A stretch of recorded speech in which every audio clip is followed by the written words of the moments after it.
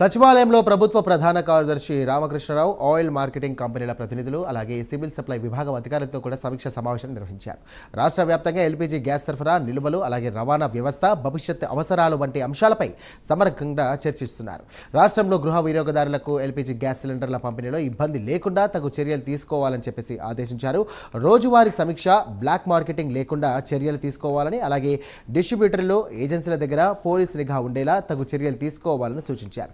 రాష్ట్రంలో 1.29 కోట్ల గృహ వినియోగదారుల కలెక్షన్లు ఉన్నాయని, ప్రస్తుతం డిమాండ్కు సరిపడా నిల్వలు ఉన్నాయని అధికారులు తెలియజేశారు. రైట్, ఇదే అంశానికి సంబంధించి మరిన్ని డీటెయిల్స్ అందించడానికి మా కరెస్పాండెంట్ ఫోన్ ద్వారా అజీం సిద్ధంగా ఉన్నారు. అజీం, రాష్ట్రంలో ఎల్పీజీ నిల్వలు, గ్యాస్ వినియోగదారులకు పంపిణీ, ప్రస్తుత పరిస్థితులపై రాష్ట్ర ప్రధాన కార్యదర్శి పిఎస్ ఏదైతే ఈ రోజు సెక్రటేరియట్ లో ఒక సమావేశం నిర్వహించారు. ఈ సమావేశానికి సివిల్ సప్లై శాఖ మంత్రిగా ఉన్నటువంటి ఉత్తమ్ కుమార్ రెడ్డి, అలాగే సివిల్ శాఖకు సంబంధించినటువంటి అధికారులు, అలాగే ఆయిల్ మార్కెటింగ్ సంబంధించిన ప్రతినిధులు ఈ సమావేశానికి కూడా హాజరయ్యారు.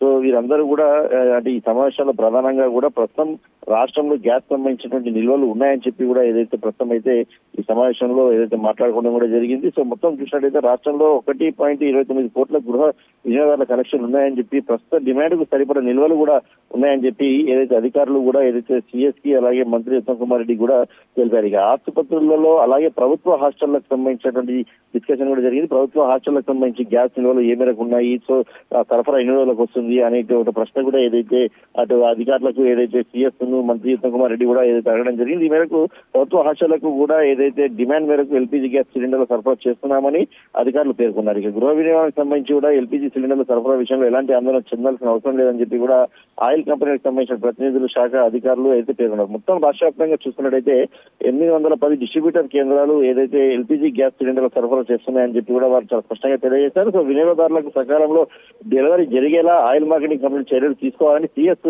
వారందరికీ కూడా ఆదేశించారు. అలాగే గ్రామీణ, పట్టణ ప్రాంతాల్లో కూడా సమయానికి సరఫరా అందే విధంగా కూడా చూసుకోవాలని చెప్పి కూడా మాట్లాడడం జరిగింది. దీంతో ప్రధానంగా కూడా ఏదైతే సూచనలు కూడా చేశారు అధికారులకు, ఏదైతే గ్యాస్ సంబంధించిన ఏజెన్సీల దగ్గర పోలీస్ బందోబస్తు ఉండాలి, బ్లాక్ మార్కెటింగ్ జరగకుండా చూసుకోవాలి, అలాంటి జరిగినట్టయితే ఖచ్చితంగా కఠిన చర్యలు తీసుకోవాల్సిన అవసరం కూడా ఉందని చెప్పి కూడా ఏదైతే ఈ సమావేశంలో అధికారులను ఏదైతే సీరియస్ గా ఈ విషయంలో పరిగణించాలని చెప్పి కూడా కోరడం జరిగింది. సమావేశంలో HPCL, IOCL, BPCL marketing company ప్రతినిధులు అందరూ కూడా పాల్గొన్నారు. సో ప్రస్తుతానికి అయితే రాష్ట్రంలో నిల్వకు సంబంధించినటువంటి గ్యాస్ ఉంది. అటు వినియోగదారులకు సంబంధించిన విషయం కావచ్చు, ప్రభుత్వ హాస్టల్కి సంబంధించిన విషయంలో కూడా పూర్తి స్థాయిలో అయితే గ్యాస్ ఉంది. సో ఏ ఒక్కరు ఆందోళన చెందాల్సిన అవసరం లేదని చెప్పి అధికారులు మాత్రం అప్రమత్తంగా ఉంటూ ప్రజల్లో నెలకొన్న అపోహలను తొలగించాలని, బ్లాక్ మార్కెటింగ్ చేస్తే కఠిన చర్యలు తీసుకోవాలని చెప్పి, గ్యాస్ గృహ వినియోగదారులు కూడా ఎక్కడ అసౌకర్యం కలిగించే విధంగా ఉపేక్షించేది లేదు అని చెప్పి కూడా చాలా స్పష్టంగా ఏదైతే వీడియో కాన్ఫరెన్స్ లో కలెక్టర్లకు అలాగే ఎస్పీలకు వీరందరూ కూడా తెలియజేయడం జరిగింది. సాయి,